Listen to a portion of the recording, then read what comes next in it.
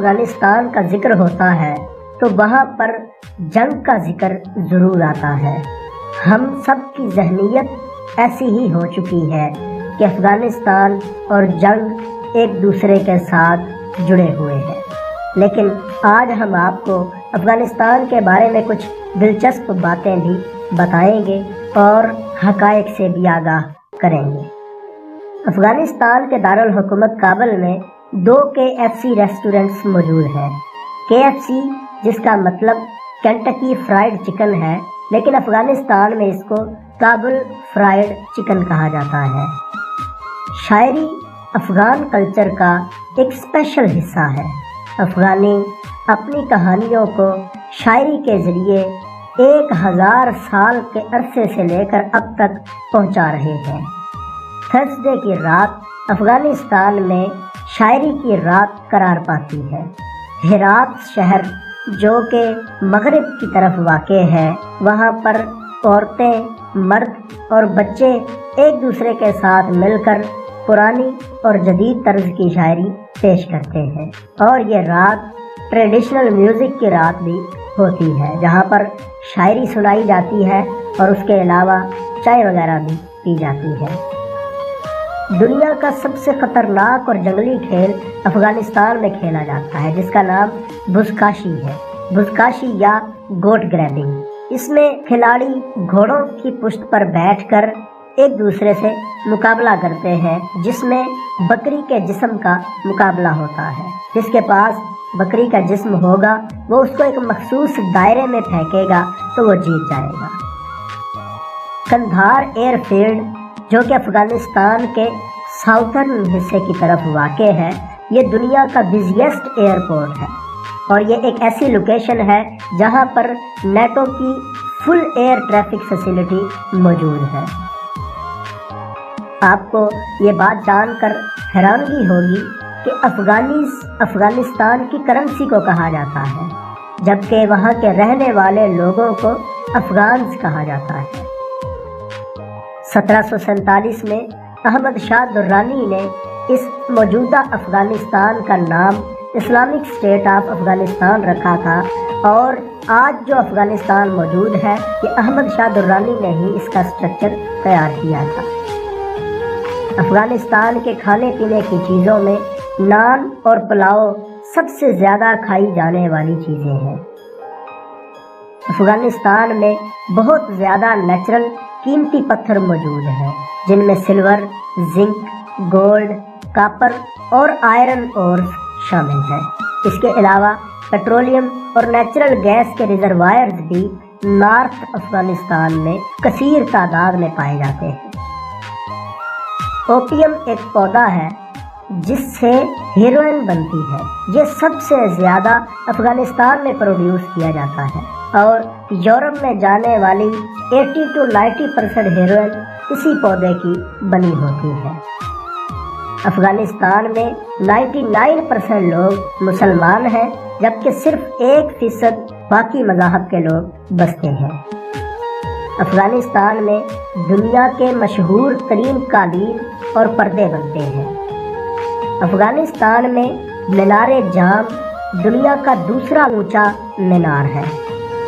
افغانستان میں ہندو کش پہاڑی سلسلے کی لانگسٹ رینج یعنی 800 کلومیٹر تک موجود ہے، جس کی اونچائی 18,000 فٹ تک بلند ہوتی چلی جاتی ہے۔ افغانستان کے ساتھ 6 ملکوں کے بارڈر لگتے ہیں، لیکن افغانستان کے ساتھ کوئی سمندر نہیں لگتا، جس وجہ سے اسے لینڈ لاکڈ کنٹری یعنی زمین بند ملک بھی کہا جاتا ہے۔ قندھار افغانستان کا پہلا کیپٹل تھا، اس کے بعد کابل کیپٹل سٹی بعد میں بنا۔ افغانستان کی زیادہ تر اکانومی ایگریکلچر، ویجیٹیبلز، رائس اور فروٹس پر بیس کرتی ہے۔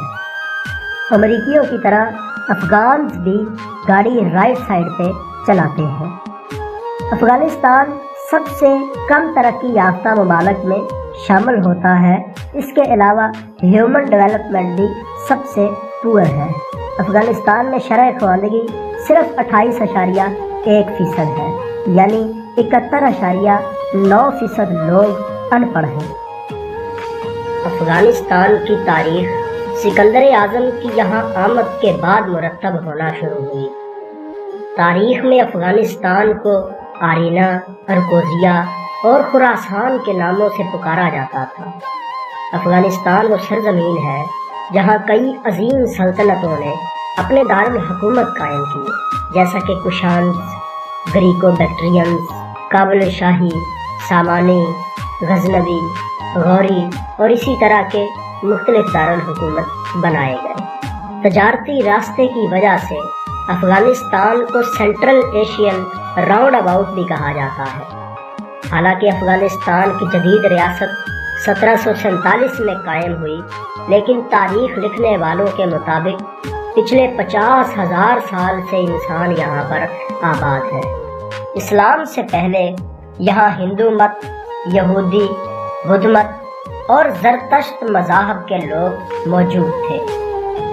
7ویں صدی میں افغانستان کے مغربی علاقے میں عرب لوگ اسلام کا مذہب اپنے ساتھ لے کر آئے تھے، اور اسی راستے سے عربیوں نے مشرق کی طرف پیش قدمی کی تھی۔ کچھ لوگوں نے نیا مذہب یعنی مذہب اسلام قبول کیا اور دوسرے اپنے پرانے مذاہب پر ہی قائم رہے۔ عرب مسلمانوں نے کابل شاہی کے اقتدار کو کمزور کر دیا۔ 879 میں صفوی حکمرانوں نے دارالحکومت کابل پر قبضہ کر لیا۔ 9ویں صدی میں سامانی حکمرانوں نے اپنا اثر و نفوذ خراسان اور جنوبی افغانی قبائلی علاقوں تک بڑھایا۔ 10ویں صدی کے آخر میں غزنوی حکمرانوں نے کافرستان کے علاقے کے علاوہ تمام علاقوں کو اسلام کے زیر سایہ کر دیا۔ 1219 میں چنگیز خان اور منگولوں نے افغانستان پر حملہ کر دیا، جس کے بعد تیموری حکومت قائم ہوئی۔ 1504 میں بابر نے افغانستان میں مغلیہ سلطنت کی بنیاد رکھی اور کابل کو دارالحکومت بنایا گیا۔ اس کے بعد 1709 سے لے کر 1747 تک میرویس کی حکومت قائم ہوئی، اور اس کے بعد 19 جون کو نادر شاہ کو بھی قتل کر دیا گیا، اور اکتوبر 1747 کو احمد شاہ درانی کو ریاست کا حکمران چنا گیا، اور احمد شاہ درانی کو ہی افغانستان کا بانی مانا جاتا ہے، جو کہ اس وقت موجود ہے۔ اس نے موجودہ افغانستان کے تمام علاقے، پاکستان، ایران کے صوبے خراسان اور کوہستان اور بھارت کے شہر دلی کو فتح کر لیا۔ اکتوبر 1772 میں احمد شاہ واپس قندھار چلا گیا، جہاں پر اس کی موت واقع ہو گئی۔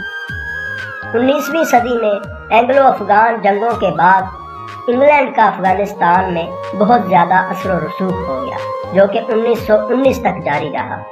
1919 میں امان اللہ کی بادشاہت قائم ہوئی اور افغانستان پھر سے اپنے خارجی تعلقات میں خود مختار ہو گیا۔ اس کے بعد افغانستان میں کافی تبدیلیاں بھی نظر آئیں، جیسا کہ اس نے خواتین کے لیے پردے کی شرط ختم کر دی اور لڑکیاں اور لڑکوں کے اکٹھے پڑھنے والے تعلیمی ادارے قائم کیے، یعنی کو ایجوکیشن کو رواج دیا۔ جنوری 1929 میں حبیب اللہ کلاکانی نے امان اللہ کے اقتدار کا خاتمہ کر دیا۔ اس کے بعد محمد نادر شاہ حکمران بنا اور اسے 1933 میں قتل کر دیا گیا۔ اس کے بعد محمد ظاہر شاہ، جو کہ نادر شاہ کا بیٹا تھا، حکمران بنا اور اس کی حکومت 1973 تک قائم رہی۔ جب وہ غیر ملکی دورے پر تھا تو اس کا بہنوئی داؤد خان ملک کا صدر بن گیا۔ مئی 1978 میں افغان عوامی جمہوری پارٹی نے اس کے اقتدار کا خاتمہ کر دیا اور افغان عوامی جمہوری پارٹی کی حکومت اپریل 1992 تک کسی نہ کسی صورت میں قائم رہی۔ 24 دسمبر 1979 میں روسی افواج افغانستان میں داخل ہو گئی۔ اس کے نتیجے میں 5 لاکھ لوگوں نے ہجرت کی۔ امریکہ، پاکستان، سعودی عرب اور دوسرے ملکوں نے مجاہدین کی مدد کی، اور 1999 میں روسی افواج افغانستان سے نکل گئی، جس کے بعد امریکہ کی دلچسپی بھی ختم ہو گئی۔ اس کے بعد مجاہدین کی آپس میں جنگ جاری رہی۔ 1994 میں شدید لڑائی ہوئی، جس کے نتیجے میں صرف کابل میں 10,000 لوگ مارے گئے۔ 1996 میں طالبان نے اپنی حکومت قائم کر لی، جو کہ 2001 تک جاری رہی۔ اس دور میں خواتین پر شدید پابندیاں لگائی گئی۔ 11 ستمبر 2001 کے واقعے کے بعد امریکی افواج افغانستان میں داخل ہو گئی اور طالبان کو پسپا کرنے میں مصروف ہو گئی۔ اس کے بعد حامد کرزئی کی حکومت قائم ہوئی، لیکن ابھی تک امریکی افواج افغانستان میں موجود ہیں اور ابھی تک افغانستان کی حکومت ایک اسٹیبل شکل اختیار نہیں کر سکی۔ امریکہ اور کچھ دوسری سپر پاورز افغانستان کو مختلف جھمیلوں میں ڈالتے رہتے ہیں، جس وجہ سے افغانستان شروع سے ہی انتشار کا شکار رہا ہے۔